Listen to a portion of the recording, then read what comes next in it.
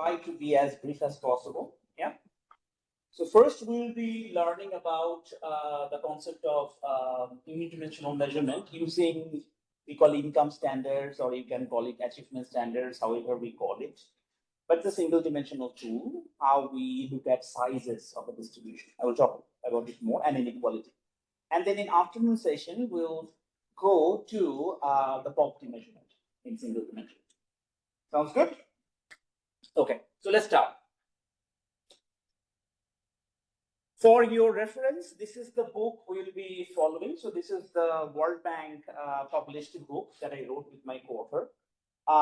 Has some references, but if you need further references on any particular issues, please come and talk to me and ask me. I'll happy to share it with you. Yeah. Okay. Given that I'll be doing a lot of things from the keyboard itself, I will try to bring everything in the slide and then go through it. Yeah. So first, very quickly, let's talk about preliminaries, the notation that we'll be using throughout these module, at least for up until Thursday. Yeah. So we will be using, we will be assuming, suppose there are n people in a society, even when you are doing measuring energy poverty and so on, you have to understand, you'll be using sample surveys. We'll talk about sample surveys, how to do everything, data analysis later. But for the theory part, technical part, let's just assume there are n people. Yeah, denoting by capital N. And we will be assumed that their achievements, it could be income, it could be consumption expenditure, you may have particular type of energy indicator in mind, but we'll be assuming that they are cardinal for now to start with. What do you mean by cardinal? That means numbers make sense. If you are saying 100 pound or 10,000 rupees, you have this number in mind and then makes sense, right? If you move from 500 rupees to 1,000 rupees, you can say that my income has doubled and so on. We'll be talking about other kind of indicators. They're called ordinal indicators, where the order makes sense, but the cardinal value itself do not make sense. If you are saying, are you happy or not happy? Can you assign any number to it? I don't think so. So I will be focusing on today, for the entire day, on cardinal numbers. That means where the number makes sense. You can do multiplication, you can do subtraction, addition, and all those things. And for simplicity, can you see when I have the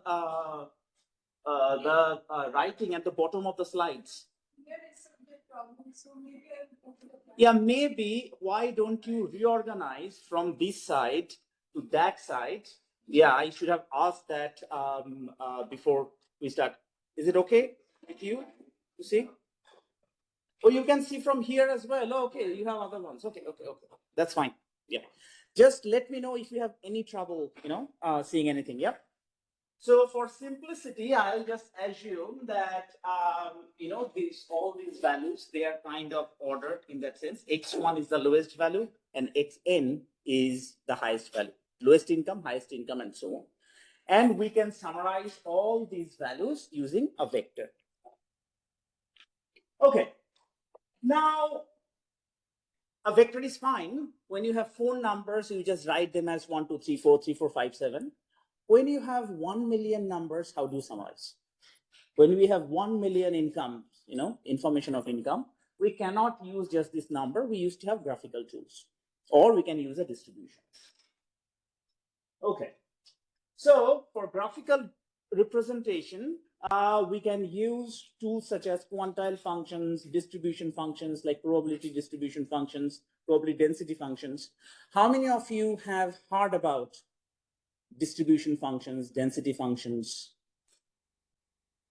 How many of you have not heard? Please raise your hand. There is nothing to be, be shy, so that I know. So you all know what, oh, you didn't. Okay, so I will explain slowly. And if you have any question, again, stop me and ask, yeah? Okay, so what is a quantile function? Suppose we have graph. You have seen graphs, all of you? You understand graphs, right? So suppose you have these diagram where you have income on the vertical axis and you have cumulative population share on the horizontal. So population share has to be between 0 and 100%, right? And on the vertical axis, you have income, suppose. Yeah. Then suppose that is the highest possible income, xn. Now, if, and this is, of course, the 100% population share, this is how a quantile function looks like if you plot it. So if you have 1 million income observations, you have 10 million income observations, it doesn't matter. You can just summarize them with a quantile function. Yeah. And we will be denoting this quantile function by qx. Q stands for quantile. What does the point on a qx tell us? So that's the point, right? Because I'm using it, I'm summarizing, but what does the point on this quantile function mean? Suppose we have a point such as A. Yeah. And for the point, suppose the population share is 0.5. What it is asking, a quantile function gives us different percentiles. So what it is asking here, that you have what income you should have on the vertical axis below which the income of the 50% of the population lies. That's what it answers. So you would say BM is that income below which income of the 50% of the population lies. That is also the income above which the income of the rest of the 50% lies. That's what a quantile function is. So if you have, say, 90th percentile, this is called 50th percentile income. If you have 90th percentile income, that means it is that income below which the income of the 90% of the population lies. So in your different exams, when you take, say, joint entrance exams or anything, people say, okay, he has got 99th percentile income. He has got 90th percentile income. That's what they are. So you use it for marks, you use it for income or summarize anything. So quantile functions can be used to summarize. And if you want, what is the 95th percentile? Choose the population share over here as 0.95. Draw up vertically. That's the 95th percentile income. The 95th percentile income means it is that income below which 95% of the population's income lies. That's what it is. Clear?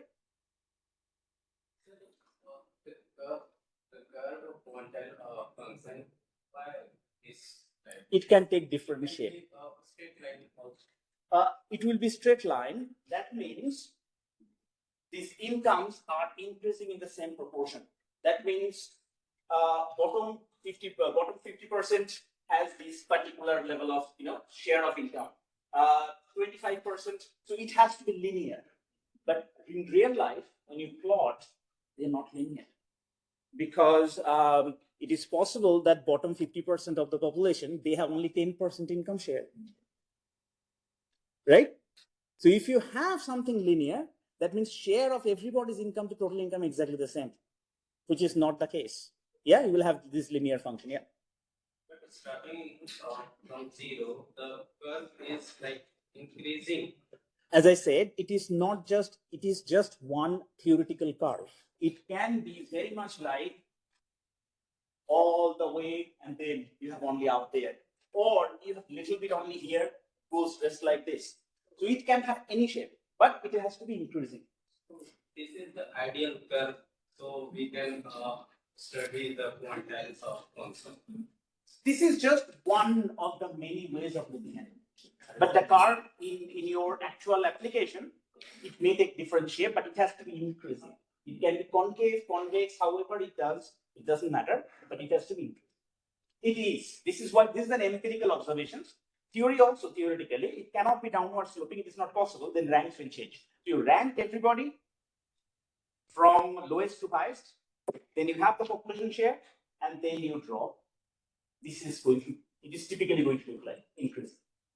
But sir, after increasing returns, like at the starting of the curve, the rate of change is increasing.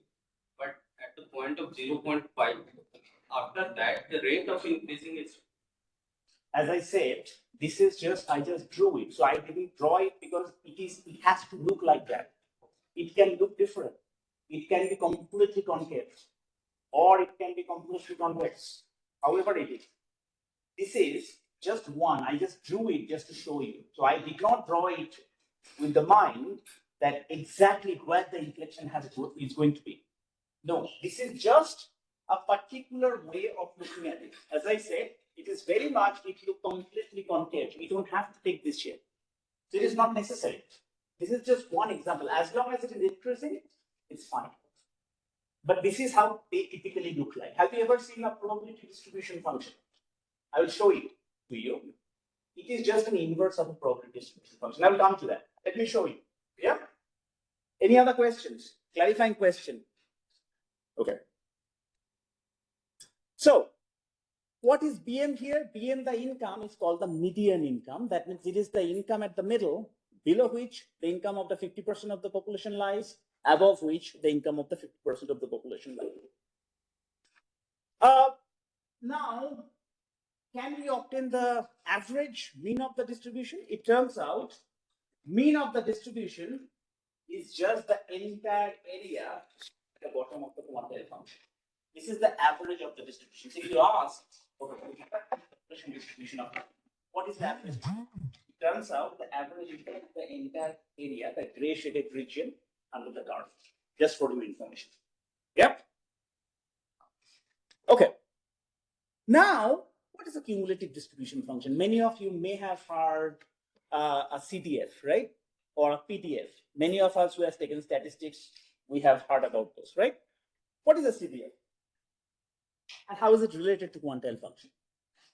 So cumulative distribution function is simply an inverse of the quantile function.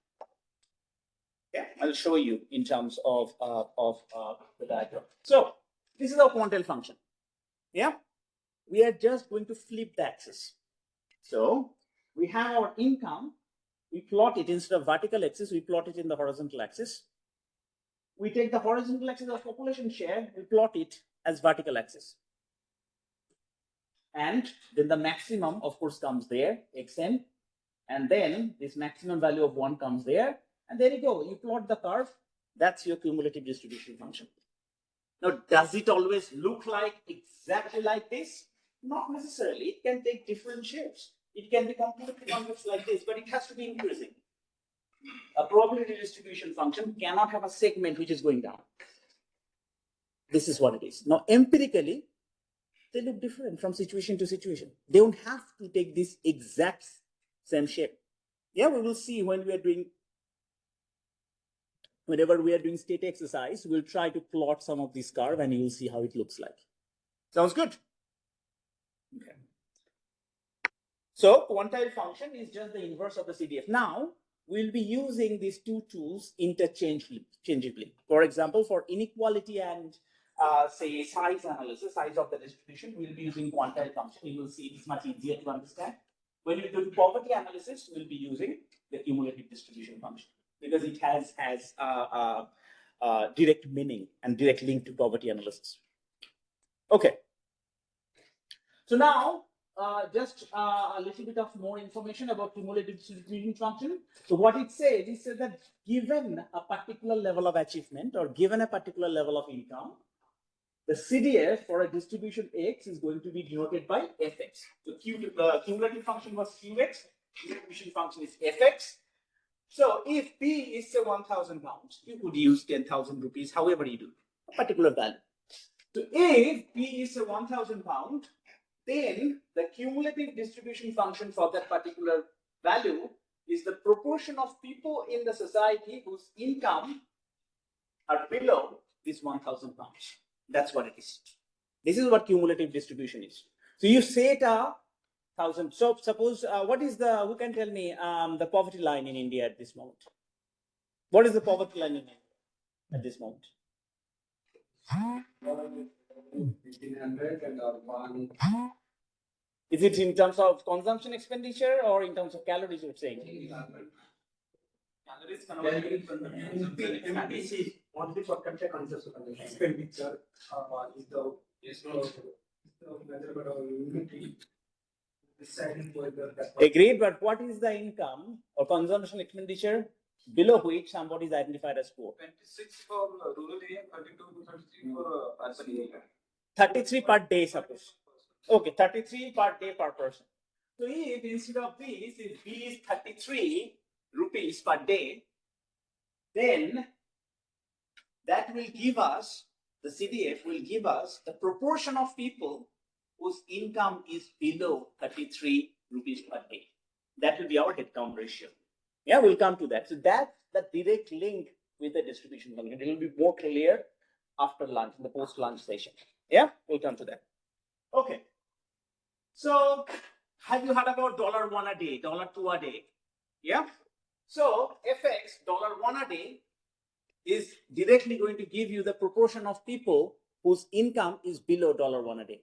If you have FX $2.15 a day, which is the current threshold set by the World Bank, you will have the proportion of people whose income is below $2.515 a day. Okay, so your distribution function directly gives you the proportion of poor people, and that's the direct link. We'll come to that. Okay, now let's talk about a bit on what we mean by achievement standards. So you have a distribution of achievements, which could be income, which could be consumption, expenditure, and you may want to understand what is the implication. How do I summarize? I have this 1 million income. What to do with this? Can I say, if we have 1 million data point in this period, 1 million data point in another period, can I say that income has gone up? Can I say the situation of the society has improved, gone down, and so on? So a quantile function or CDF, as we said, that gives us information of the entire achievement distribution. How do we represent the size of the achievement of the distribution? We may require some statistics. And you know what is the most common statistics people use? You all hear about growth, right? Economic growth. What is growth? Change in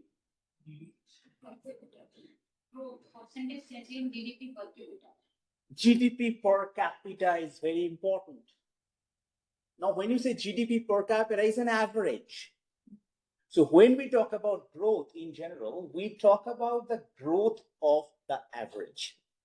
So average is one measure, one statistic to summarize the entire distribution. And that is most frequently used because that's the easiest to understand. But that's not the only one. Let's try to have a look what other options we have. Yeah. So we are going to just refer to the statistics as achievement standard. If you look at the book, we refer it as income standard because we take the income variable to analyze everything, but they literally mean the same. Yeah. So there are different kind of standards: mean, median. You have all heard about it, right? Mean is the average. You just said per capita GDP. This is mean. You could have median. You could have different income percentile, and there are other measures as well. And they have implications on quality measurement too. We'll come back to that. Okay. So we are just going to denote the achievement standard of a distribution by this notation, which is W. W will denote well-being, welfare, achievement, however you call it. We will be using the notation W to denote an achievement standard. Yep. Now, what I want to go through now, in 10 minutes, that it is very important that we understand the principles or properties of these standards. We should have some underlying value judgment that we want these standards to satisfy. Okay, let's consider some examples. I will come to that, and then we will progress accordingly. Now, what are these properties? It is very crucial to understand how these income standards or achievement standards, however you call it, how they vary because of different data transformation. Yep. And I will tell you that I'll show you that how important they could be for policies as well as theoretical point of view. So I'm going to ask you some questions. I will give you some, two vectors next to each other. And I will ask you whether you evaluate one distribution better than the other. Yeah? Please bear with me and please answer. Please do not stay silent. Yeah? First one, I give you these two vectors. One is X, 1 to 3, 4, X prime 4, 1, 2, 3. Yeah, so if think of 4-person society. In one society, the income is 1 for 4 people, income is 1, 2, 3, 4. In another society, the income of these people is 4, 2, 4, 1, 2, 3. Do you have any preference? Which society is better? Which society is worse? Same. They're different, they're same. You will rank them same. Okay. What about this society? One society has income 1, 2, 3, 4. There are 4 people. Another society has 8 people. They have this income 1, 1, 2, 2, 3, 3, 4, 4. Are they different? Are they the same? Same. You all agree? Anyone disagrees? Anyone who say they are different? No? You all agree? Okay. What about these two? You have X as 1, 2, 3, 4, and then you have X prime as 1, 4, 3, 7. Which society is better? Which society is worse? X prime is better. X prime is better. Why?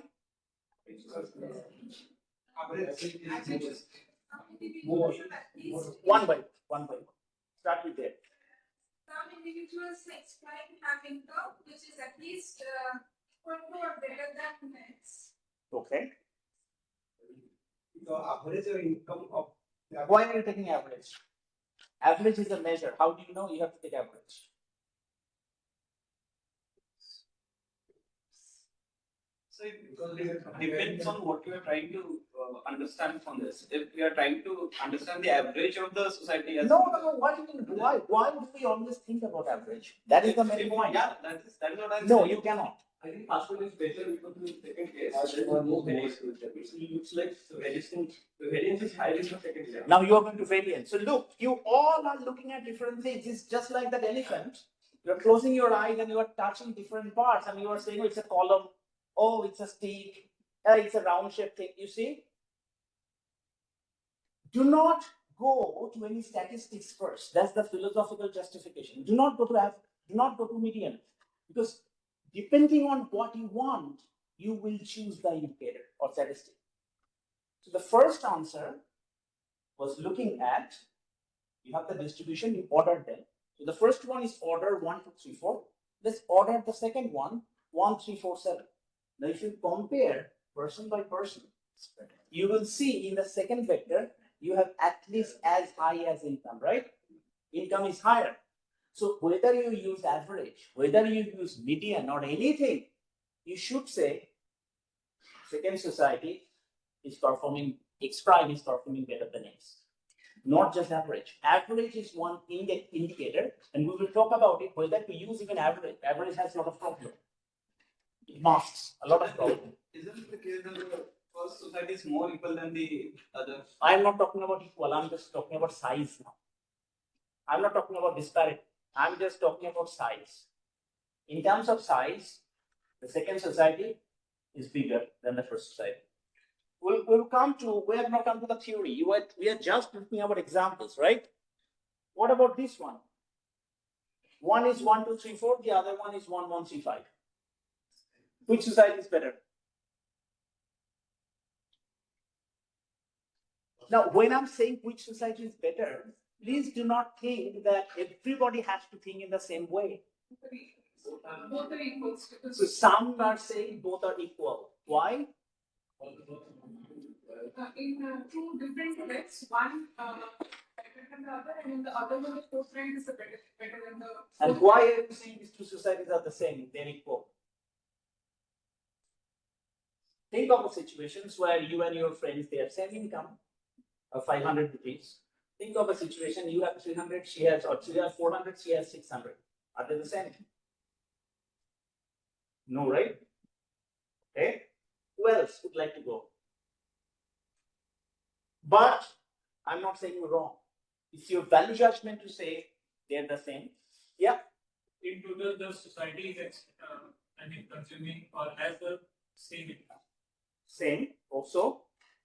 So because although the first set, the X set, and I mean the size of the first set and the second set is almost equal, although the distribution varies. So you have the same size, but different distribution. So if you look at the total income, they're exactly the same. Okay. So this is where we go for lexicographic ordering, like dictionary, right? What happens? We look at dictionary, all the A's they have to first, but if they are equal, we go for the next letter. If they are same, we go for the next letter, right? So here it's good that we have the same size. Then how do we compare two societies with the same size? We look at their distribution. Do you think both societies are equally unequal? Which society has more inequality? X. X has more inequality? X prime. More equality, X prime has more inequality. So when we have same size, we go for the next ordering inequality. That's where variation comes into place, right? And what about the last one? I have 1, 2, 3, 4, and then I have 2, 4, 6, 8. So definitely one society X prime is better, right? How much? You said double. How? So you see, we are reflecting a lot of value judgment, and this is very crucial for measurement. We cannot just select randomly a particular measure and say this is our measure. Average or mean is a random measure. You have to have a justification. Why are we choosing average? Let's try to look at those. Why we choose these particular measures. Okay. Let me talk to you about these different properties. The first one is called symmetry. Symmetry is the last example. First of the examples in the previous slide. You had 1, 2, 3, 4. You have 3, 1, 2, 4 or whatever. And you all said they're same. Technically, what is called that if a distribution is just obtained by just permuting the income, okay, you have these people, we all suppose have some income, and I said, okay, I'm giving my income to you, I'm taking your income, If you just swap this income, it does not change the overall situation. That is called anonymity. That means is the income distribution that matters, does not matter who has what. Yeah. Second, called population invariance. So you take one country, or suppose you take one state, you take Uttarakhand, and you create Uttar Pradesh. It has a different population size. But suppose hypothetically, you take Uttarakhand and you just clone these people. I'm from Uttarakhand, suppose I have been cloned 10 times. You are cloned 10 times, and so on. You create another population. It is just replication of my income 10 times, your income 10 times. Does it make a difference? Well, they said no. Why should it be different? China is a bigger country. Fine, India is a big country, and probably, United Kingdom is a small country. GDP-wise, China, actual total GDP, China is really big. India is really big. Their GDP is larger than the UK's. Would you say standard of living is exactly the same in these two countries? Okay, so this allows you comparability. If you just take one income distribution and replicate it, it does not mean your well-being increases. Yeah. Third one is called monotonicity. And this goes back to the example where you had one distribution having at least as high as income when you order them. So that means as if we have a society today, everything else, all else equal, suppose one person's income increases. That should be considered as the betterment of the society. Okay, that's called monotonicity. Should I use average to understand? Not necessarily. Yeah. Transfer principle says if one distribution is obtained from another distribution by regressive transfer, so you have the total size of these two distributions same, but you take money from the poor and give to the rich. It says, it should affect your tithe or your income standard, achievement standard negatively. Take the average. You have 1, 2, 3, 4. Yeah. You take some money from the first person or for the second person who had 2 and give it to the richest person. So your distribution becomes 1, 1, 3, 5. Did the average change? Average is exactly the same. But is it something better? Is it something that you said, oh, taking the money from the poor and giving to the rich is a good thing to do? But your average didn't change. The average will say the same level of well-being, but actually these two distributions are different. Should we have used average? You have to be careful. So when you do per capita GDP growth, it has no bearing in understanding inequality. Even in a society, inequality is interesting. Growth will just say, oh, the size has gone up, growth has happened. Oh, inequality has also gone up. Growth doesn't look at that. That's the problem of looking at average. So you have to be very careful not to jump to the average at first. Yeah? Now, what is regressive transfer? Just graphically, suppose you have this income distribution 4-6. You take this 3 unit from the poorer person and you simply give the unit. So your distribution moves from 4-6 to 1-9. Which one is the preferable distribution, 4-6 or 1-9? 4-6. This is called a regressive transfer. Now we have our tax system, right? How does the tax system work? Do richer people pay more tax or poorer people pay more tax? Richer people pay more tax, right? This is called a progressive tax system. This is exactly the idea. You are taking more people, more income from the rich as tax, you are giving it to the poor. So that will be a progressive transfer. It's just the opposite of this one. So if you start with 1-9 and you take some money as tax 3 and give it to the poor person, that's called a progressive transfer. So going from a good distribution to a more unequal distribution is called a regressive transfer. But starting from a more unequal distribution, if you come to less unequal distribution, a more equal distribution, that's called a progressive transfer. Yeah, progressive transfer with the same average should increase welfare, should increase, it should be better for society. Do you agree? Okay. Now I ask you a question. Okay, I gave you 1, 2, 3, 4, and I gave you 2, 4, 6, 8, and I asked you, oh, how much should welfare increase? And you just said double. Right? This is what is called linear homogeneity. If you are happy with that okay, everybody's income in the society has doubled, why shouldn't the overall measure should be double as well? Suppose everybody's income increases by twice, and suddenly welfare increases by 3 times. It's unintuitive, right? It doesn't make much sense. So linear homogeneity says that if everybody's income increases by the same factor, your well-being increases by the same factor as well. It's just a convenient property that people use. And finally, if everybody has same achievements, everybody has same income, then that becomes your standard. If everybody, suppose all of us in this lecture theater has an income of 10,000 rupees, then the index itself becomes 10,000 rupees. It doesn't make sense to call it 9,725. Why? If everybody has same income, that becomes our standard. Okay.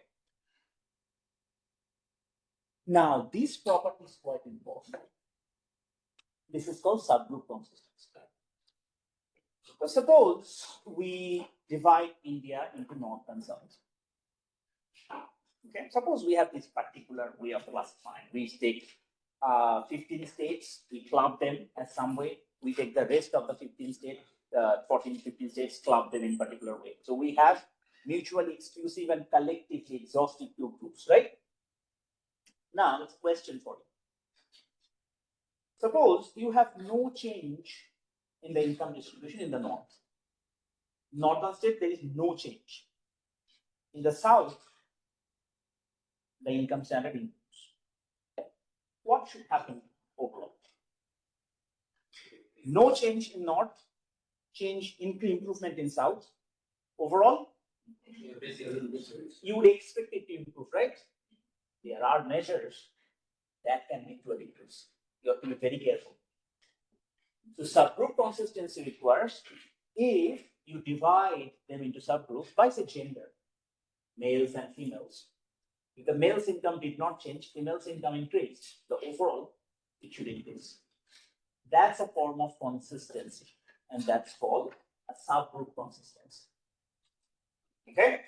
And you will see eventually that there are many measures that do not satisfy some of these basic principles, but we use them. Okay. So if you generally, if you divide, the population subgroup, it could be gender, X prime could be gender, it could be male, female, or as I said, North India, South India, so that the total population, of course, is the sum total of the subgroup population. Then you obtain distribution Y with the same population size, suppose didn't change, subgroup consistency required that given the population size, if your standard for one subgroup has increased, for the other subgroup it can either increase or remain same, then as you said, overall there should be an increment. That's what it is. Yep. Okay. Now, what are these income standards? And probably you have heard about some of them. Yeah, please let me know if you have heard about quantile percentile incomes. Have you heard about them? 25 percentile income, median income, and so on. Partial means you have heard about that, but probably didn't realize. What is the average income of the bottom 10%? What is the average income of the top? What is the average income of the top 10%? And so on. You may have heard, may have not directly used, but you have used it, right? Heard about that. General means you may not have. Some of you may have, some of you have not. Yeah. Our average is one particular type of mean here. Then something called same mean. It is, we named it after Amartya Sen, Amartya Sen. It is called same mean. We'll explain you. It's just different way of averaging. Okay, average, what we take for per capita GDP is just one of these many potential, choices. Okay, so these first two income standards, they depend on the part of the distribution, but the last two, they actually depend on the entire distribution. Entire distribution means entire quantile function, entire cumulative distribution. Okay, how do we do this? Okay, so first of all is the quantile achievement. It provides the information about different parts of the distribution. And people find it quite useful. They can be directly computed from the quantile function. So let's denote this pH quantile by this particular notation. So we say W because it's income, it's an achievement standard, and quantile income. Yeah. So for a particular percentile, this is our quantile income in terms of graph, how it looks like. So you have this percentile quantile function. For 10th percentile, you have QX, 25th percentile, this is your median, this is your 75th percentile, and this is your 90th percentile, and so on. If you go to Stata, some of you use Stata, right? If you just use if you type sum, sum of the variable, it gives you the mean standard deviation, right? Try sum of the variable, comma, D for details. It gives you 50th percentile, 25th percentile, and so on.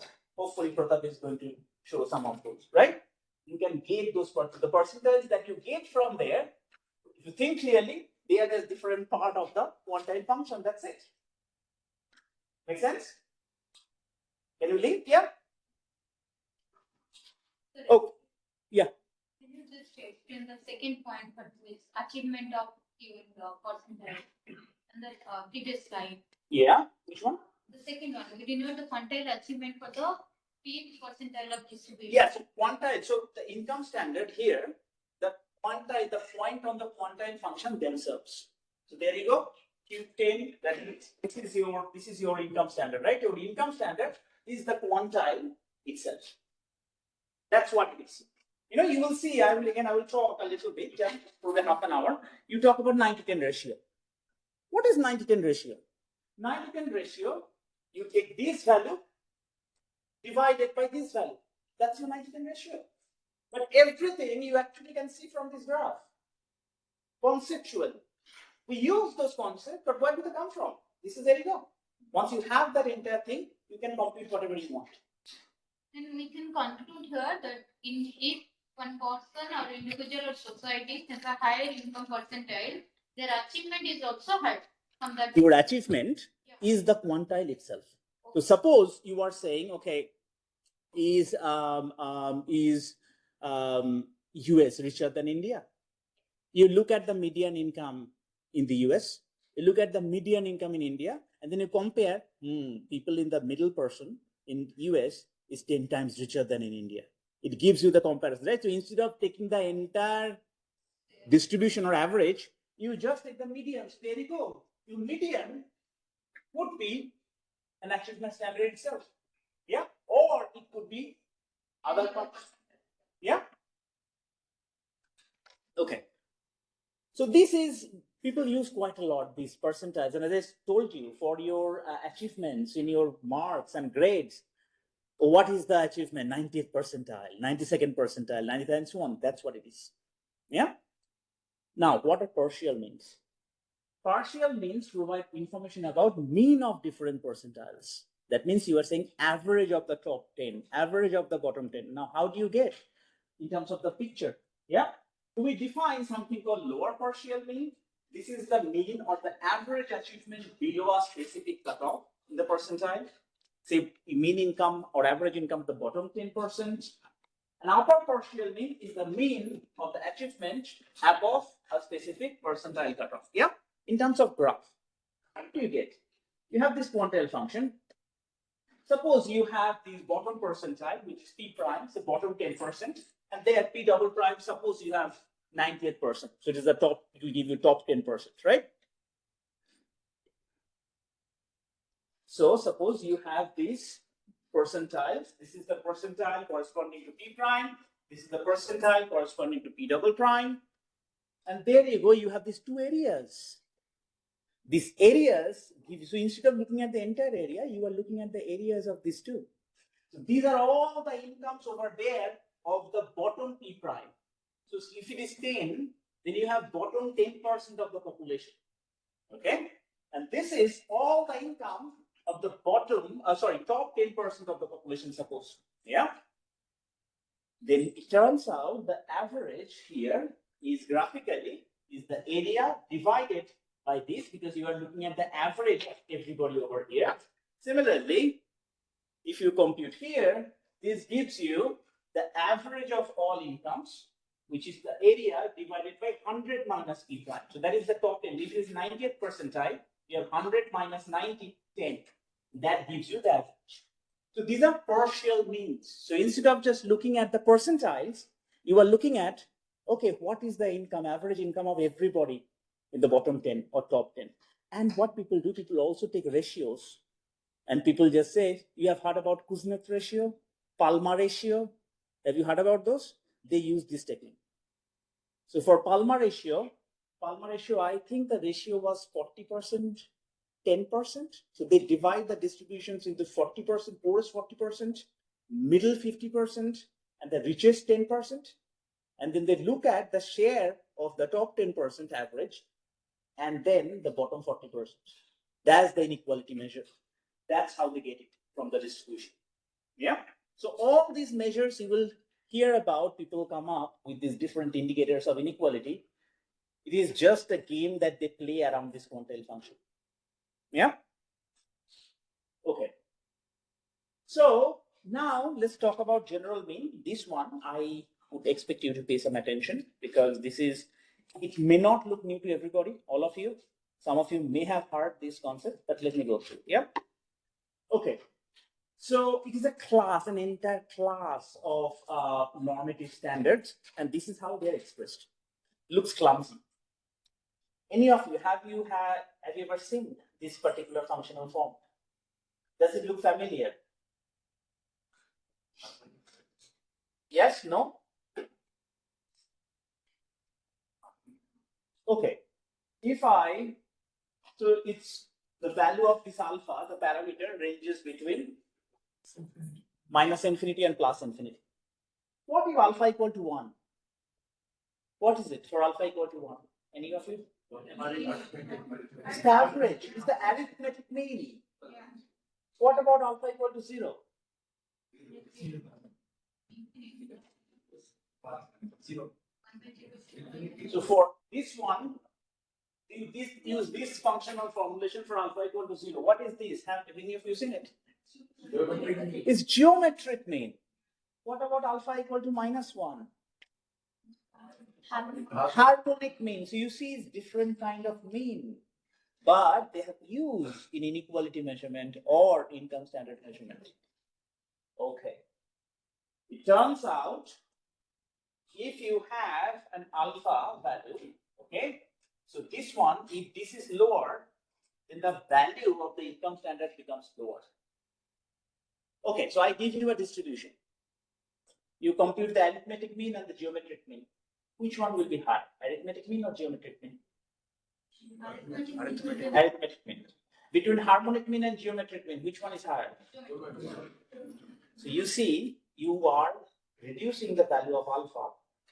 The value itself goes down, right? Even for the same distribution. The idea is that lower value of alpha put more weight on the lower incomes. So in a way, you are emphasizing more on inequality.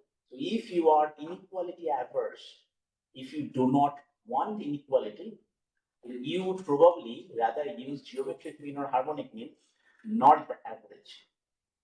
So this general mean is one way of assigning or putting more weight on the lower end of the distribution. If there is inequality, then always geometric mean will be lower than arithmetic mean.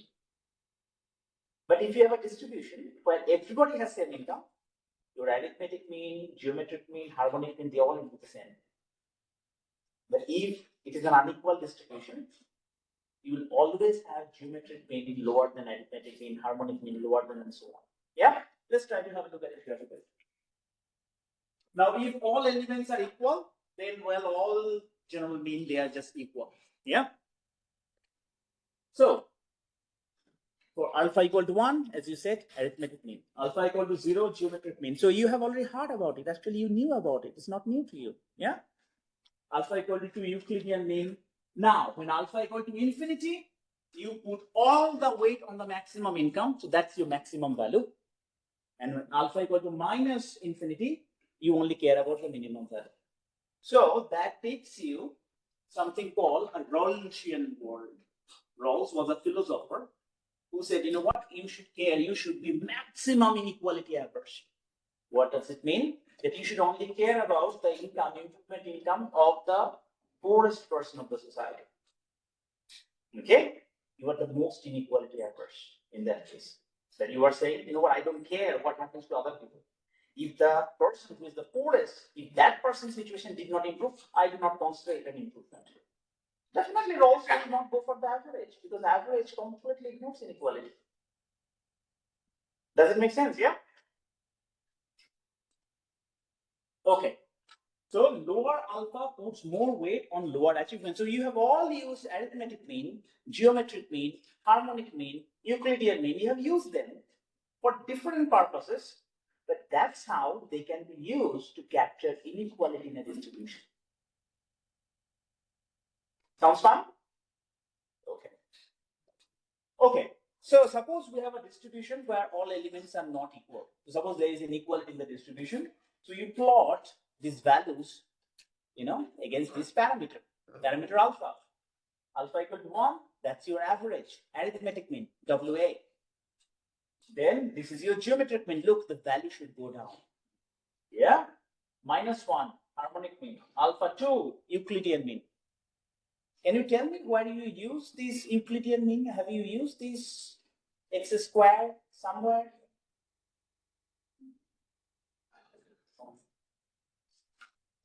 What do you use when you use variance? The variance formula of variance, right? 1 over n sum over xi squared. You see, that's the Euclidean mean you use. That's what the application of Euclidean mean. Yeah.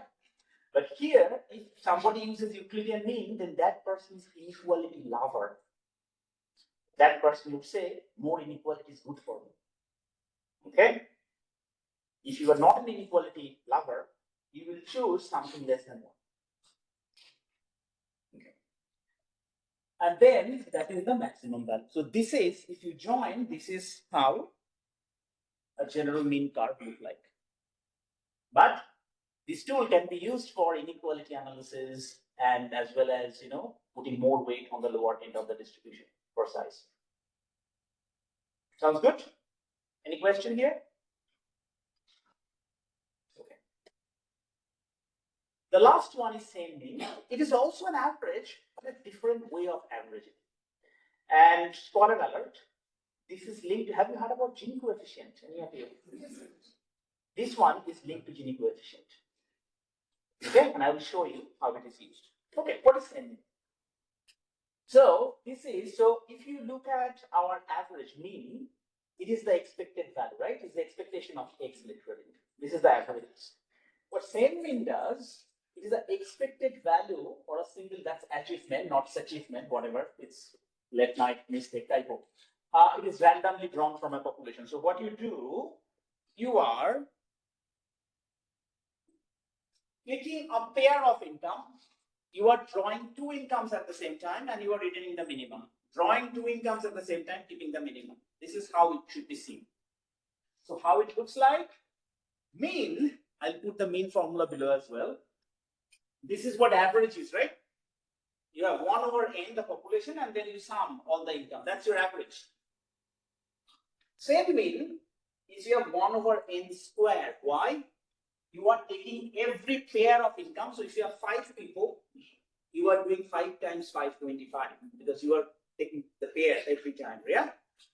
So the denominator becomes 1 over n squared, but then you take sum over all these minimum values. So you take them, so you put different weights. So if think of it, if you have 5 people and you are taking the pair 1, 1, 1, 2, 1, 3, 1, 4, 1, 5. So your minimum value is repeated 5 times. Right? Similarly, you do for other one. So if you do that way, then you have total 25 observations. That's what n square is coming from. So this is the value of same mean. Now, how do we use it for, putting more weight on the poor? Let me show you the weights that poor get. So the highest person do not receive a weight of 1 over n, but receives the value of 1 over n squared. The second richest gets a weight of 3 over n squared, and so on, 5 over n squared, up until this is the second person, this is the weight it gets, and the poorest person get a weight of 2n minus 1 over n squared. Look, the weight is increasing, so you are putting more weight, so it's an unequally weighted average, where you are putting more weight on the poorer and less weight on the richer. So if you have inequality, that weighted average of same mean will be lower than the average, and that difference can be considered as loss due to inequality.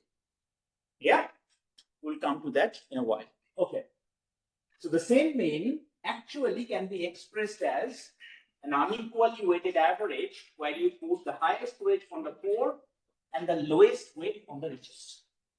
That's what same mean is. It's just a different way of averaging. The general mean does it in a different way. Same mean does it in a different way. Understood? Okay. Now, the question is, you talked about these different measures. How do they go with the properties? Are they well-behaved children? Satisfies everything? All the tasks? Okay. Let's look at quantile achievements. Okay? The one we got from the graphs, quantile means, percentile means, yeah? They're very good. If you swap everybody's income, the distribution doesn't change. It satisfies symmetry. Population invariance is satisfies because when you replicate, your quantile function or your distribution does not change. Fine. Does not satisfy monotonicity or transfer principle. Yeah? Suppose you have some people, so suppose you are looking at the bottom 10th percentile and top 90th percentile, right? And somebody's income in the middle has changed. Better for the society because somebody's income has improved. No change in the 10th percentile or 90th percentile. Doesn't satisfy monotonicity. Or you have a progressive transfer between, say, the 60th percentile and the 40th percentile. They don't capture. 10th percentile, 90th percentile would not capture. So they do not satisfy this. So interested to understand how distribution has changed, you should not use these two. So if somebody comes and tells you, oh, Palma has changed, Kuznets has changed, 90-10 changed, You will ask, okay, what about the distribution? What about changes in other part of the distribution? Have you captured? If they said, no, we do not know, what's the use? So you have to be careful. So sometimes we blindly use different measures, but you ought to know what you are missing out. That's why it is very important to understand these tools. So you should be able to say, I have used this measure, but I know that I'm missing out on certain things. You know, in academia, it is very important to know your strength, but also to acknowledge your weaknesses. Whichever academic paper you write, there is nothing called a complete paper.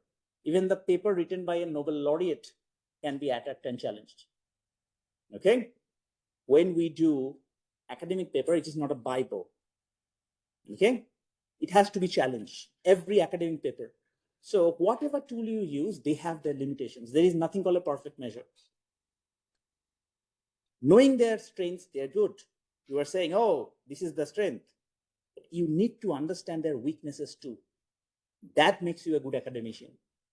Whenever you are saying something, you also be, it is not about you are not going and selling product. That you always have to say, oh, this is it can do, this is it can do. Is academia. I know you are trying to make a change in the society, but at the same time, you need to be acknowledged what is the problem with my measure. Every measure, trust me, there's nothing called a perfect measure. Every measure has its problem. Please try to know them, what you're missing out, and acknowledge. Make sense? That's why you need to do robustness tests as well. Okay. General mean appears to be kind of the perfect measure. Same mean, which is used to construct Gini coefficient, has only one problem, which is subgroup consistency. It doesn't satisfy. What would be the problem? I just discussed subgroup consistency, right? So if it does not satisfy subgroup consistency, what empirical problem you could have? You have North India and South India. Heterogeneity cannot be. Not to heterogeneity, suppose you have North India and South India. Income, average, suppose income distribution in the North India did not change. In South India, distribution improved. But Sembin can show overall distribution actually worsened. Policy-wise, theoretically, it may be intuitive or it may be of interest to some people, but think of it empirically. You are an economic advisor. You have worked hard to make improvement in the South. And then suddenly you find your statistician says, no, I'm using this measure, and actually overall it has gone down. You are saying, oh boy, I spent so much resources. How can it be? So, ought to be very careful when you are using this measure. I'm not saying it's a bad measure. It has several other features, but at least on this particular property, it's blind. Again, using it, no problem, but knowing where it can falter can help you. If you are interested in subgroup decomposition, you are looking at subgroup decomposition by gender, by states, and so on, you ought to be careful. Okay, it can lead to inconsistent results. One small. Yeah. Regarding subgroup consistency, by default, we assume that there is a mutual exclusive group, or even any relaxation of the assumption that can we go for the non-mutually exclusive groups? Yeah. That can be. First of all, what do you mean by non-mutually exclusive group? You have to understand the situation.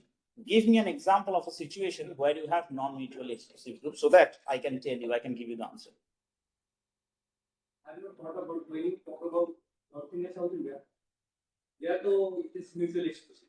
So some states mutually exclusive and collectively exhaustive. That means one person cannot, when you are doing the census, one person cannot appear in two states, right? Otherwise, there will be double counting. And at the same time, you are not leaving people out, you are including everybody. That's called collectively exhaustive. So please share me with the situation. You may have something in mind of an empirical situation where you think they're either not mutually exclusive or not collectively exhaustive. Then I can think of the situation. Do you have one? No one. Okay. So what we need to do, we all need to think about things in practice as well. Yeah. Based on which that sort of I did, because the most usual situation would be they're mutually exclusive and collectively exhaustive. Does it make sense? I mean, that's why I'm not willing to at this moment think about the relaxation of this particular assumption. Is that okay with you? Okay. Any other questions? We are only focusing on the general means alpha is less than 1. Only the case was mentioned is Inequality averse. If you don't like inequality, you will choose alpha less than 1. If somebody here, it says, I'm taking a name, and I know it's on record, our US president, probably he's an inequality lover. Okay, more inequality is good for this person. More global inequality. One country should be richer, others should be poorer. He would probably choose alpha greater than 1. I will come to that. I mean, it is not finished yet. I'm not moving on. I will come back to it. yes. But is that something you are going to ask about the value of choosing alpha? Yeah, why it's only in the special case of alpha is less than 1. Okay, if I'm not an inequality lover also, I have several options. I have to think about that aspect also. I will come to that. I will try to come to that. But you will see in this this is why it is called normative economics. Because in positive economics, you just say, this is what you should use, kind of a dictator, right? Here you have choice. People typically use geometric mean, harmonic mean, that's good enough. Rawlsian world, Rawls would choose alpha equal to minus infinity. Because he's saying, I only care if the income of the poorest person has improved or not. So alpha has to be minus infinity. Yeah. But generally, people conduct a robustness check. For example, you can draw the graph, say between alpha equal to -2 to alpha equal to close to 1. And you see for all alpha values, you have one above the other and so on. It's called robustness test. We'll talk about it a little bit. Yeah. Good question. Any other questions? Okay. So this part probably will be of interest to you, just based on the question just I had. So let's have a look at whether general mean and cent mean can be seen as a welfare measure. Yeah. So they can be because they satisfy transfer, and transfer is related to diminishing marginal return or marginal utility. We are all economists, right? We all understand the idea of utility. Yeah. So let's talk about the concept of equally distributed equivalent. You all have taken basic microeconomics at some point in your life. Have you read lotteries, expected theory, and so on? Have you heard the term certainty equivalent? Can anyone tell me what this is? Sorry, just going back to the basics, but it will help you. You remember something called certainty equivalent? So if I give you a choice of unequal, of lottery where you have 99% of winning 100 rupees, 1%, of winning 1 million, and then I give you a certainty number, okay, would you choose that lottery? Or rather, you would choose 10,000 rupees for certainty. Some of you may accept 10,000, some of you may not, right? Some of you may say, oh, I would rather accept 20,000. So 20,000 for you is the certainty equivalent of that lottery. So you are saying, rather than playing that lottery, which is unequal, I would rather choose a certain number. That's called certainty equivalent. We use the concept, Atkinson actually did use the concept called equally distributed equivalent. So you have a distribution which is unequal. Which equal distribution of which income would be equivalent to that for you? Now that can differ from person to person. That's where the choice of alpha comes into play. That's why I cannot choose a particular value of alpha, because I may be more inequality averse. I'm willing to choose alpha equal to -1. You may be less inequality averse. You may say alpha equal to 0 is sufficient for me. That's why we cannot choose one. But they can be seen as equally distributed equivalent. Let's see how. So it is that level of achievement, if received by everybody in the society, perfectly equal society, would yield the same level of welfare as the original unequal distribution. Okay, so suppose we have a distribution of 10 rupees and 100 rupees. Suppose 2%. It's an unequal distribution, right? 10, I have 100. Now I can say, okay, I can have another distribution where both persons have equal incomes. Okay, so let's now see what do you think? A little experience. So I give you 10 and 100. It's one distribution, and then I have another distribution where income should be equal. What income do you think that should be? There is no right answer. 10 and 100 is the unequal distribution. How much? What kind of equal distribution you prefer? So it can be 55-55, it can be 60-50, it can be 40-70. But what as value you will assign, that will determine how inequality adverse you are. I'm not calling you, I'm not asking you to go from 10, 100 to a distribution. I'm giving you 10, 100 and say 40, 40. 10, 100, 35, 35. Where you will find which particular equal distribution you will find to be similar to 10, 100. That's where the question is. It is not about taking 10, 100 and equally distribute. I'm not talking about that. 10, 100, but if I give you 35, 35, would you rather choose 35, 35 or 10, 100? Would you rather choose 40, 40 or 10, 100? Is the equivalence that I beg will differ from you all. If I ask you to play the same lottery, all your certainty equivalent will be different. Yeah, that determines inequality averseness. Okay. So what Atkinson did, some of you may have seen when you did expected utility theory, you may have seen this kind of utility function. It's inequality averse utility function. So it's alpha less than 1. You have this particular function. It's similar to a single dimensional classification, but it's a risk averse utility function. And then you have ln x for alpha equal to 0. Now, if Atkinson used this particular utility function, and then it turns out the equally distributed equivalent is nothing but the general mean itself. This is what he proved in a 1970 paper. So you start with a distribution, and suppose you have this risk averse or inequality averse utility function, then it turns out your equality distribution equivalent is going to be the general mean itself. It's a beautiful result. That's why general mean can be used a welfare function. Sane, on the other hand, is not an utilitarian, but even if you go beyond this utilitarian framework, equally distributed equivalent in same world is the same mean itself. Okay, Atkinson's used an utilitarian framework to come out with that, but for sane, this is same mean itself is the equally distributed equivalent. Okay, so that's why these two can be seen as welfare measures as well. Okay. Now I moving on, I could talk to you, in general, when I teach, I generally teach these things over 2 days. We have to finish it, okay? So I'm moving on. That's the only reason I'm rushing, but I'm happy to talk to you whenever, over lunch or anything, whenever we are here, or tea or anything. Now, dominance and unanimity is important. You ask, what value of alpha? Why I choose alpha? Why I choose alpha equal to 0? Why not alpha equal to -1, right? So dominance and unanimity, let's talk about what it does. Suppose we have this quantile function Qx. Yeah, the entire distribution. I'm not talking about a particular measure. Suppose we have this blue distribution, we have this red distribution. Yeah, let's see 3 distribution.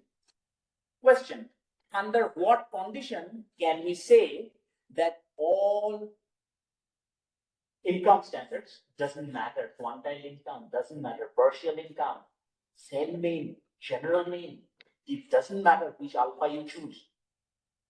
Can we say something under what condition, no matter what income standard we choose, they all will lead to improvement? That would be beautiful, isn't it? You don't have to choose. If you present geometric mean, somebody will not ask you, what about harmonic mean? What about Rollian mean? What about same mean? You could say it doesn't matter, man. You choose whatever you want. There's an improvement. What is that situation? When QX prime is greater than QX. Sorry? When QX prime is greater than QX prime. So when one quantile lies above another quantile function, okay, so you plot, so you know what you should do. You have your distribution, income distribution, you can have an environmental indicator distribution. You just plot the quantile functions. You don't have to compute anything. If one quantile function is above another quantile function, it does not matter. You choose general mean 0, general mean -1, same mean, everything will show you an improvement. This is called dominance and unanimity. That means all measures would agree that one distribution is better. Okay, so here you have it is when one quantile function is above another quantile function for every percentile. This is called first order stochastic dominance. Have any of you heard about the term first order stochastic dominance? People in corporate finance talk about it quite a lot. But this is what first order stochastic dominance is. That one quantile function is above another quantile function. Okay, how am I doing with time, Pratap? We have another 5 minutes. We have another 45 minutes. Okay, I will try to be a bit quick, but again, we can talk about it over team. So, our first order stochastic dominance is that one quantile function always has to be above another quantile function. That's the idea. Sounds good? Okay. So, we had a situation of blue and red crossing each other. If they cross, then different measures will disagree. Some measures will say income has gone up, channel has gone up. Somebody will say distribution has deteriorated over time. But if you have one above the other, beautiful.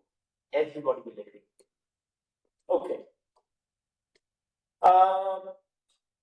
In terms of CDF, we can have equal statement, but here the sign just changes because of the axis. But I will come back to it when we're talking about poverty. Yeah, not to worry about it if you don't understand at this moment. I will come back.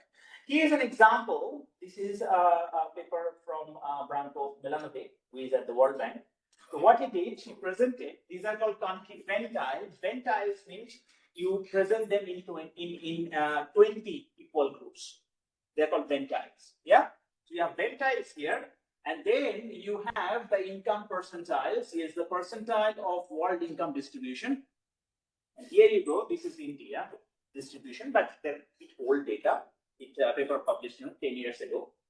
Then here you have Brazil, you have China, you have Russia in the United States. So you can see United States probably will dominate India. You take any income standards, United States will perform better than India. So you don't have to say, oh, what about I use same mean? What is inequality sensitive measures we use? It doesn't matter. Whatever you use, one is just above the other. Will always dominate the other. Okay?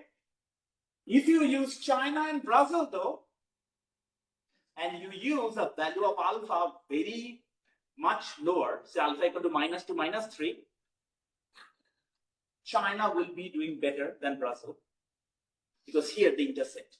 You cannot say dominance. You cannot find any dominance here. You see how these things, how the dominance idea can be applied here. So you do not have to choose a particular measurement. But when they intersect, like you have here, like Brazil and Russia has intersected, we cannot make dominance conditions. But if you say, okay, what about between these, this part of the distribution? Still, you should be able to say, if you look at say 5 and 15, yeah. So this is 5 times 5, 25th, and this is 75th. If you take 25th, 75th, you have clear dominance. You can rank the countries, and it doesn't matter in that for that region which measure you use. Yeah. What is the red color dotted lines? I think this is kind of 60% of 60th percentile of the global income. Something like that. Okay. I will talk very briefly about this concept, but I'm not going to force you, but this is just for your information. We were just talking about this concept. Whenever parts cross, this distribution cross, it's not just all hopes are lost. We can move to something called second order stochastic dominance. Yeah.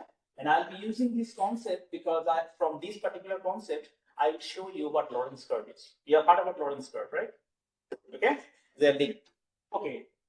This is something called, for second order dominance, we generate something called generalized Lorentz curve. So when first order dominance doesn't hold, You cannot make that strong statement. You go to second order dominance. Yeah, let me show you very quickly how it works. Let me show you graphically. It's easier. So suppose you have this distribution 10, 15, 20, 25, 30. It's an unequal distribution, right? It's not equal distribution. So if I try to plot the percentile or the quantile first, this is how it looks like. Look. So this is how it looks like. The quantile function. It's a space function. As I so told you, it's not necessary that it has to have a particular shape. But I just plotted for these 5 values. This is how it looks like. It's like a state. Yeah. Now, how do we draw a generalized Lorentz curve? It will be the area under this quantile function for each of these percentile. What is this? So you take the area.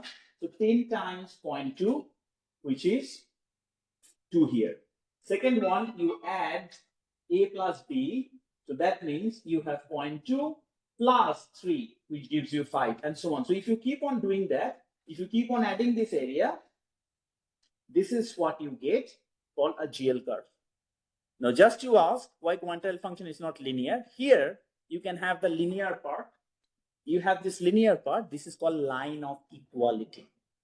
If your distribution is perfectly equal, you get this straight line in generalized Lorentz curve. And for this one, the height is the mean itself. Remember, the entire area under a quantile function is the mean, is the average.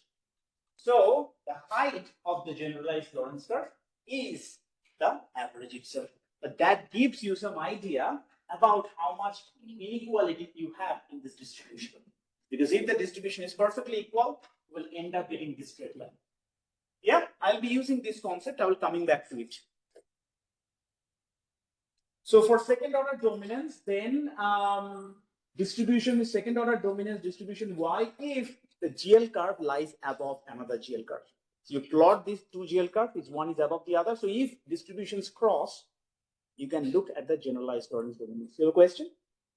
Sorry, you were raising your hand, so I thought. Okay. Okay.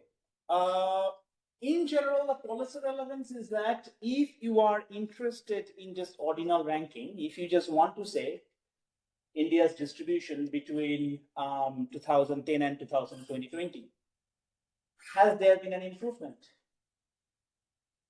Ideal would be you plot these 2 quantile function and see if one is above the other. If one is above the other, does not matter what indicator you use average, general, geometric mean, harmonic mean, anything you use, you will observe an improvement.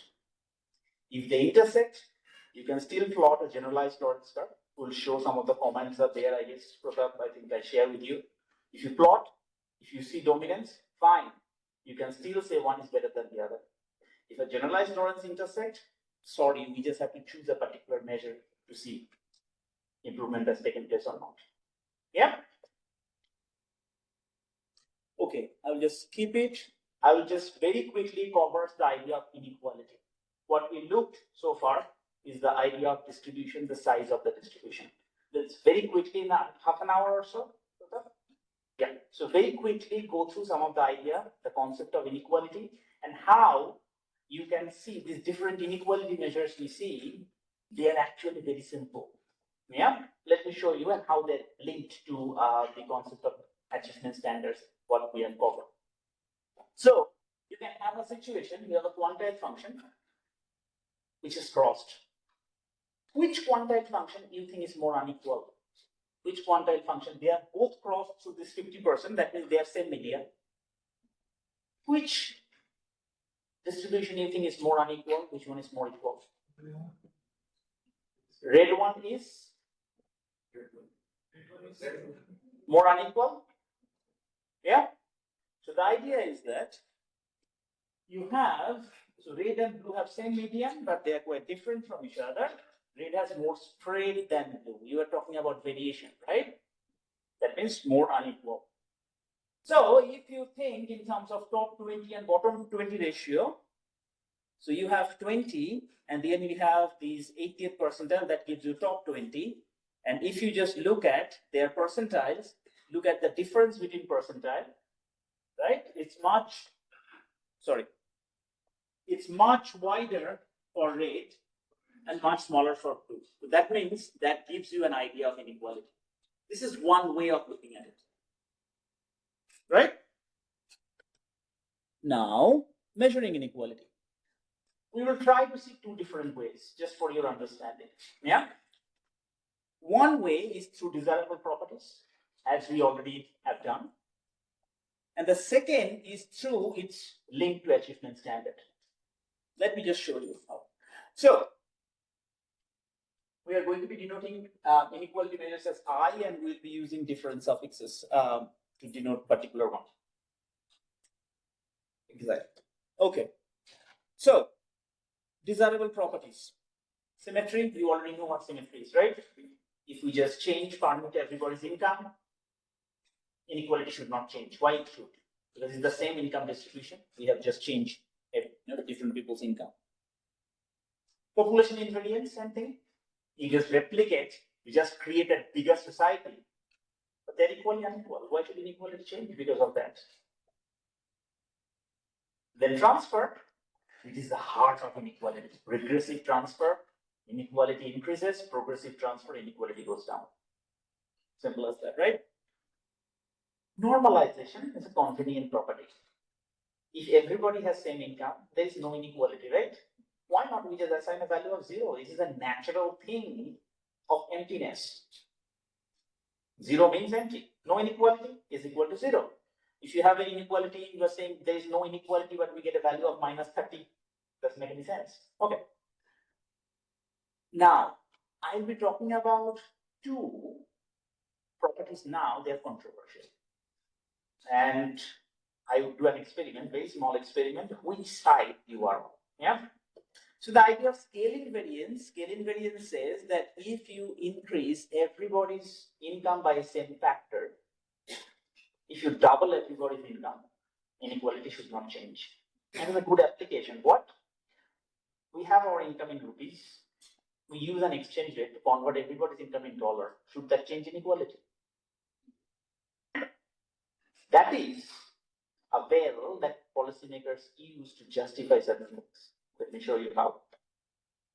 Here is another property, which is called translation invariance, which says if I add the same amount to everybody's income, inequality doesn't change. And there cannot be any measure that satisfies these two properties. Okay, there's an experiment. Suppose this experiment is about you and your friend. You have income of 10,000 rupees per month. And your friend, rich friend, has an income of 1 lakh rupees per month. So you have 10,000 rupees per month, your friend has 1 lakh rupees per month. Yeah? Your income goes up by 1,000 rupees. Your friend's income goes up by 10,000 rupees.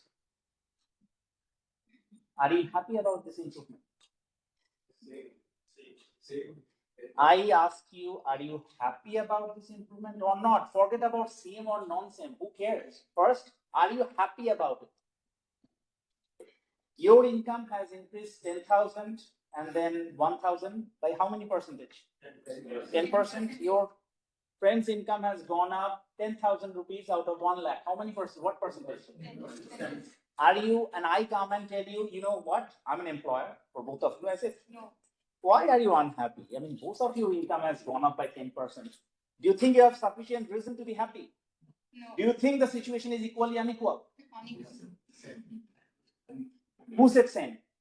No. We have justifications. Don't worry that I'm singling you out. Are you saying that you should feel same about it? You should not feel bad. You should feel bad, right? Anyone who thinks that no, it's indifferent, I'm perfectly happy with the situation? Generally, we are having a tendency to look into the absolute value, not the relative one. No, but the question is, as you personally feel happy or not about it? Not Done. But a policymaker comes and tells you that situation is equally unequal. Even worse. here is another example. Your income increases by 10,000, but your friend's income increases by 9,000. Your income increases by 1,000 rupees, friend's income increases by 9,000 rupees. Happy about it? No. A policymaker comes and tells you, no, actually the inequality has gone down. You should be happy. If you use Gini coefficient, if your policymaker is using Gini coefficient, you will say inequality has gone down. You are not happy. So it is a debatable, it is a really controversial property, whether we should look at increasing everybody's income the same proportion, leave situation unchanged, or increasing everybody's income by same amount, leave situation unchanged. So if you in the same example, 10,000, 1 lakh, your income increases by 100 rupees, your friend's income increases by 100 rupees, manageable, fine. We both are getting 100 rupees more, probably acceptable. Increasing by the same factor may not be. So we ought to be careful. If you blindly come and say, oh, I'm studying inequality and I have used Gini coefficient has gone down. Trust me, if I use an absolute measure, income inequality in the last 50 years has gone out of the roof. Relative measures, fine. So be careful. If somebody is just showing you I have used Gini and inequality has gone down, don't take that in blind faith. Please ask, are you a right wing or are you a left wing? This is what it is. Okay? So, Sarge Cohn, great economist from the time of Amartya Sen, and many people ask, French people ask, why he didn't get the Nobel Prize. Okay? That good. He had a nice paper in 1976 where he calls the first approach as a rightist approach, a right-wing approach. The left one is a left-wing approach. And I bet most of you would lie somewhere in the middle. You may not go to one extreme. But if somebody comes and tells you Gini coefficient or any other relative measures, ask them, are you right-wing? Are you rightist? If you are probably somewhere in the middle, centrist, but you, by using Gini coefficient or 9:10 ratio, whatever you use, you are showing your right-wingness implicitly, although you are not. So just be careful about it. You see how measurements can distort things? It's very important to understand what we are measuring. Okay, and then subgroup consistency idea is the same. If you have two subgroups, you have no change in inequality in one subgroup, but increasing inequality in another subgroup, overall inequality should go down, go up. Again, Gini coefficient violates it. It is possible your no inequality improves change in one subgroup, inequality goes down in another one, overall inequality for Gini coefficient can go up. Ought to be careful. Okay. So relative inequality and achievement standards, how are they linked? So suppose we have a lower income standard A and or achievement standard A and a higher achievement standard B. It could be mean, geometric mean. It could be mean, same mean. One is higher value, one is lower value, right? The inequality measure just can be a function of the ratio of these two.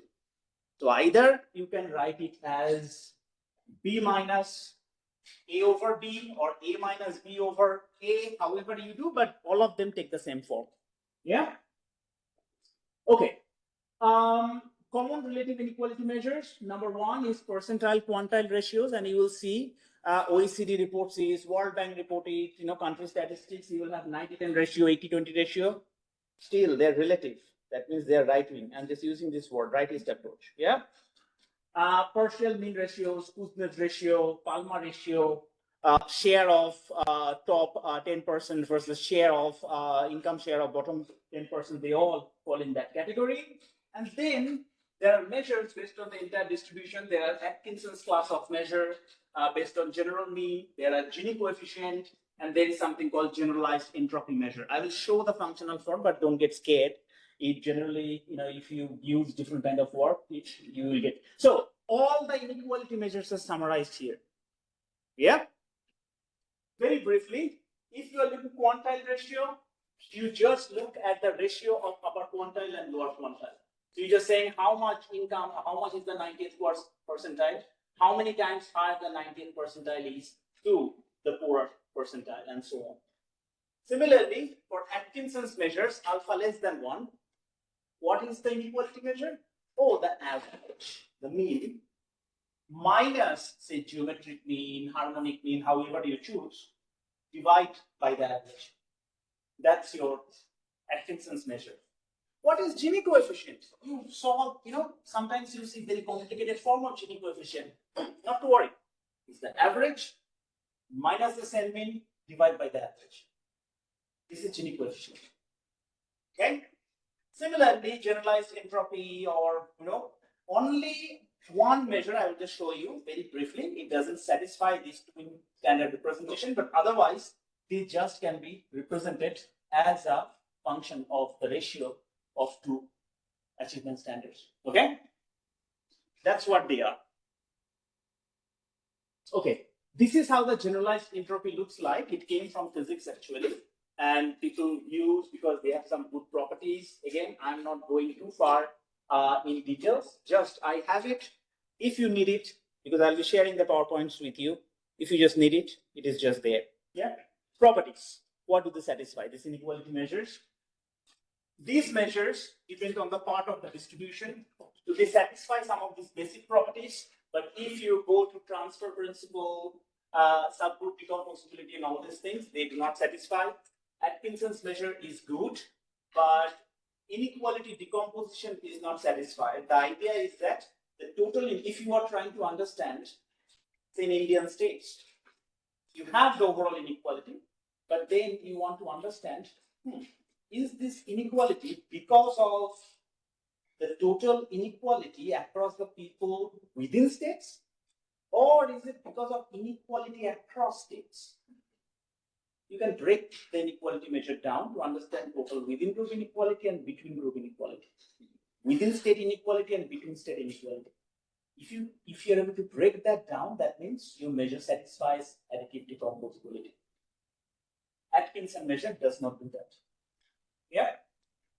Generalized entropy looks like, again, the perfect child. They satisfy all of them. Gini coefficient also does not satisfy additive decomposability, nor it is subgroup consistent. For your research at any time, please be careful what they can do, what they cannot do. Very important as a researcher. That makes you a good researcher. Okay? Inequality decomposition, just wanted to show you how it works. So if you have a decomposable inequality measure, the idea is that this is the total within group inequality. Suppose I said, take the Indian states. Suppose you divide, again, India into two groups, northern states, southern states. Yeah? Mutually exclusive, collectively exhaustive. Then this is, say, the inequality within north, or better, let's do gender. Female-headed household, male-headed households, and so on. So inequality within female-headed households, inequality within male-headed households. Then you use some sort of weights. They can differ from measure to measure. And then the second component is between group, so gender inequality. So you take the average of the females, average of the males, inequality between them. So if you can break down this overall inequality measure into these components, that is called additive decomposability, that allows you. So if you are trying to understand inequality within state, inequality across states, you rather want this particular property to be satisfied. Yeah, you cannot use Atkinson because Atkinson cannot be broken like this. You cannot use Gini because I will show you what problem you have. So it can answer the questions: how much was the change in, say, global inequality due to change in within countries, change in between countries? If you are doing within a country, has the reduction in inequality within a country accompanied by a reduction across regions, across castes, across religions, across other ethnic groups, and so on. Yeah. That takes us to the concept of vertical versus horizontal inequality. I'm not going there. Vertical inequality is basically inequality across the people. Horizontal inequality is much more inequality across groups, inequality across caste, religion, gender, and so on. Okay. Gini coefficient decomposition. If you decompose Gini, this is what you get. Your total Gini, you can have the Gini of, say, between among females, among males, inequality. This is a gender inequality, but you have a residual component that most often comes that prevent you from having that beautiful decomposition of within between. And in which way this residual will go, it is not clear. So that's why if you are using this between group, within group decompose, sometimes we try to understand disparity in poverty. We talk about it. You have poverty reduction, you have energy poverty reduction, but you want to understand it. Has all states done the same thing? Or how dispersed it is across states? Yeah? Has it converged? If you want to do that kind of analysis, you cannot choose Gini. Yeah? Generalized entropy, in general, they are decomposable with these very difficult, weights. But there is one particular tail type of Gini which has a beautiful decomposition where these weights are just population shares. Okay, so if you want to have these beautiful decompositions where for total within, you just have population weighted share of within group inequality, you can use this particular tail-2 decomposition. It's in my slide where I have discussed, presented all the measures. How much time do I have, Pratap? 15 minutes. 15 minutes. Okay. So let's talk about what we mean by dominance and unanimity in inequality work. We did it for income standard, right? We devise situations where we can say, if these situations prevail, one quantile function above the other, no matter what income standards you or achievement standard you use, you have improvement. What about the inequality work? Can we have some situation? So it may be possible that relative inequality measures disagree, but if there is any condition under which relative inequality measures should agree, that is called relative Lorentz ordering. You have heard about the Lorentz curve, right? Okay, yeah. This is what Lorentz ordering. If one relative Lorentz curve is inside another, that means more equality. Okay. So if inequality measures, all Lorentz consistent inequality measures should agree with the relative Lorentz ordering. So if you have Lorentz ordering, then if one Lorentz curve is above or inside another Lorentz curve, then all relative inequality measures will come and agree with you. You do not have to check. So the first thing as a researcher, plot your Lorentz curves. See if one is inside the other. If it is one is inside the other, you don't have to choose an inequality measure. Any inequality measure would do. If they intersect, it's a different ballgame.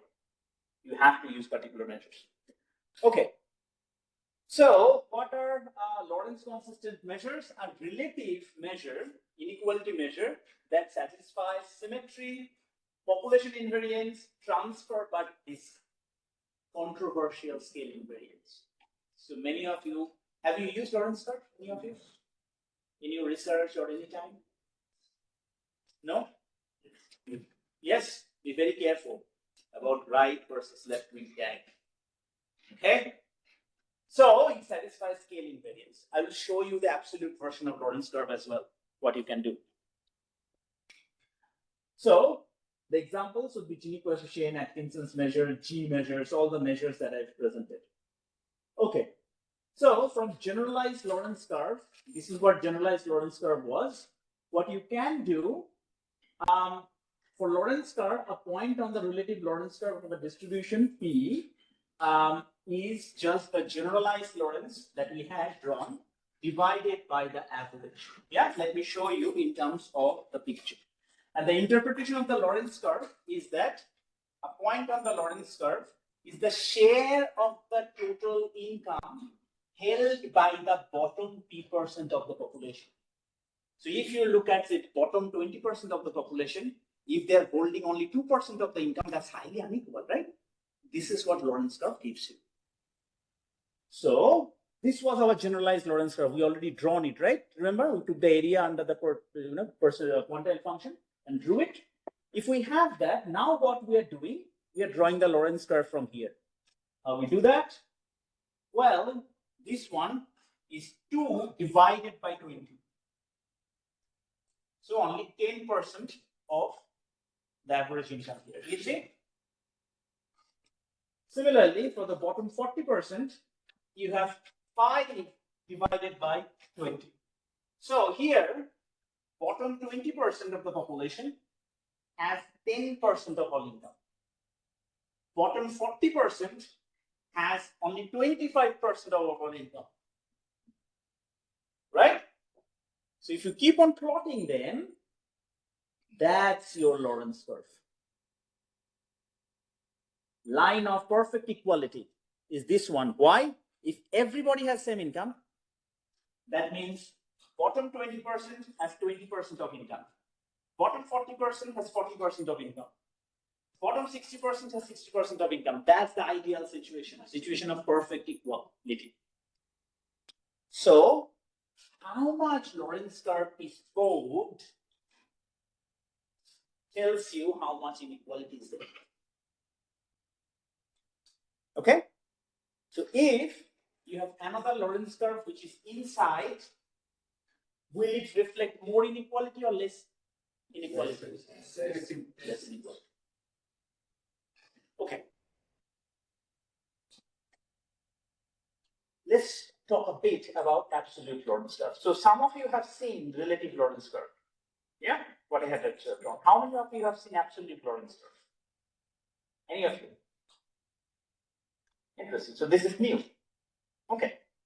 So what do we do? So it comes from the idea of translation invariance. Okay, so if we have translation invariance instead of relative invariance, then a distribution X is obtained from X prime obtained from X, so that you have added the same amount to everybody's income.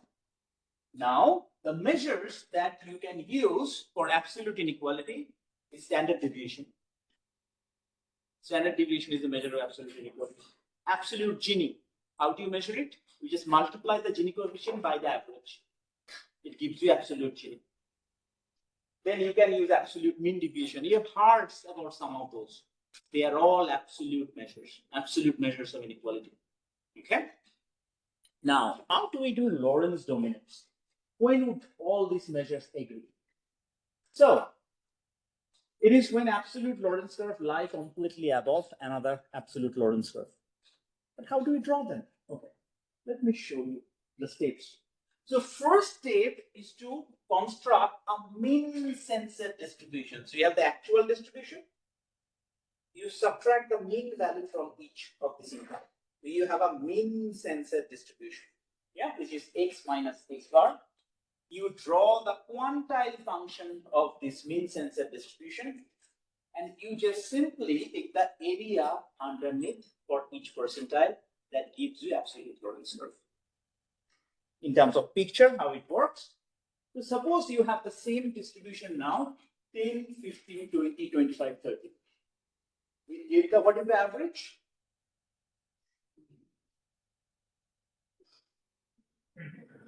So I did the calculation right? I was just thinking whether I have done the calculation wrong. I make mistakes. Sorry. So if you subtract 20 from each of this income, look, you get 10 minus 20 minus 10. 15 minus 20 minus 5 and so on. Right? Let's now try to draw the quantile function. If I draw the quantile function, this is how the quantile function is going to look like. Look, it has just shifted below by the mean. Now let's calculate the areas underneath this quantile function.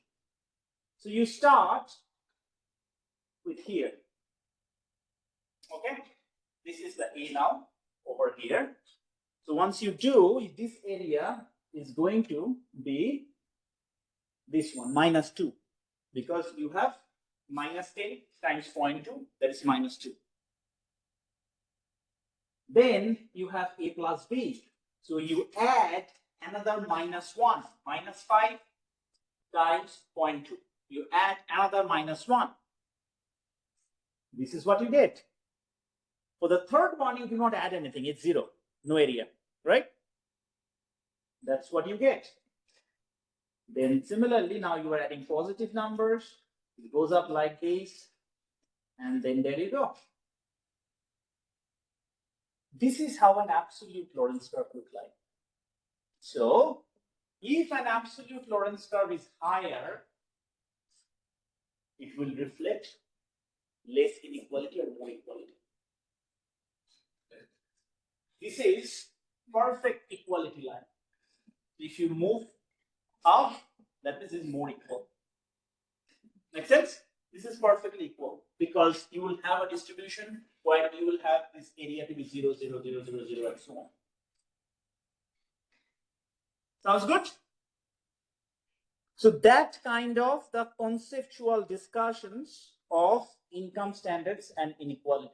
We wanted to start with it because yes, it is about poverty, it is about energy poverty, but unless you know the preliminary discussions, and you will see some of them, although you are just doing poverty, some of them will turn up.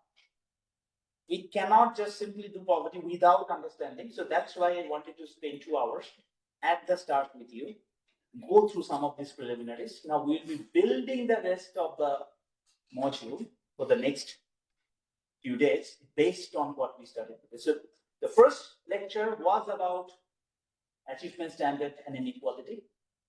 We'll be building on them for the post lunch. Now you guys are hungry, I guess, after listening to me for 2 hours.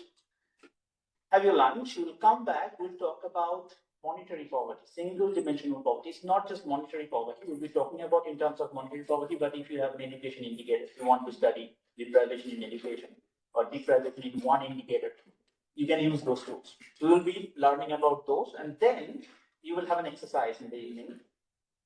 I'll provide you the exercise, the answer key. Please try to solve without looking at the answer key first. Then you can check with the answer key. Yeah, that will help you to understand it better. And then we will, I think, Pratap, you will have a session on theta. Well, Pratap will show different things, but then we will show a little bit how to construct, these cumulative distribution functions, quantile functions, and all the things in theta. Okay. Any questions before we break today? Were there any new material that you did not know you learned, or you knew most of these things? You knew most of these things. So how many of you, there were some new materials? Okay, fair enough. Oh, you too. There you go. Okay, good. Any questions? Yeah. This is tail 1 and tail 2. The tail index, there is one tail 2 is alpha equal to 0 and tail 1 was alpha equal to 1. And both tail 1 and 2 index are for regional disparity, or like what is the difference between tail index, tail 1 and 2? Let me go there. I think they are for the below that 10% or something. Yeah. No. This is the one you're talking about? No, sir. Where all the index, inequality index are there. So this is tail 1. This is tail 1, and this is tail 2. Yeah, basically, tail index is for regional disparity. No. It is an inequality measure. Yes, sir. Just like others, but it has the property that once you go here, This one. tail, so generalized entropy, tail 1, tail 2, they all satisfy these properties. Yeah, so if you are doing decomposition analysis, any generalized entropy will do. Yeah, now generalized entropy 2, generalized entropy is 2, this is called coefficient of variation. Yeah, variance divided by mean. Yeah, now what is the addition of tail 2 is when you are doing this decomposition, your decomposition is saying that weighted sum of within genes, right? For generalized entropy in general, for alpha not equal to 0 or 1, these are your weights. This is population share times the ratio of mean to the power alpha, right? Now here's a question for you. Suppose, again, we have gender, male and female. Suppose the inequality between males did not change, but their average went up. The inequality between so for females, the average went up, which is different from males, but the inequality also changed. Would you want those change in means to affect this within group inequality? Your average change, but why should it affect within group? Between group, I understand. Within group should not, right? But here, look, this within group component has mean as a function. But you do not want that. Yes. L2 is beautiful because the weights do not have any mean component. So if you want that, if you say my within group inequality should not be affected by change in the average, why should it? You should use L2. L2 is the only measure. There is no other increment. L2 is the only measure, relative inequality measure. You are still in the rightist world. Only inequality measure that satisfies this particular type of decomposition. Does it make sense? Sorry that I had to rush at that point of time. Again, as I said, I would rather teach it over 2 or 3 lectures, but it's only 1 hour. Yeah. So I tried to summarize very brief. You have the PowerPoint. If you have questions, feel free to get back to me. We have time to interact. Yeah, over lunch and over tea times and so on. Sounds good. If you have any question, just feel free to come to me and talk. Is it the time to close? Are we on time? Yeah. Okay. Pratap is very strict about me being on time. Yeah. So thank you so much. Then after lunch, I will see you after lunch. Yeah.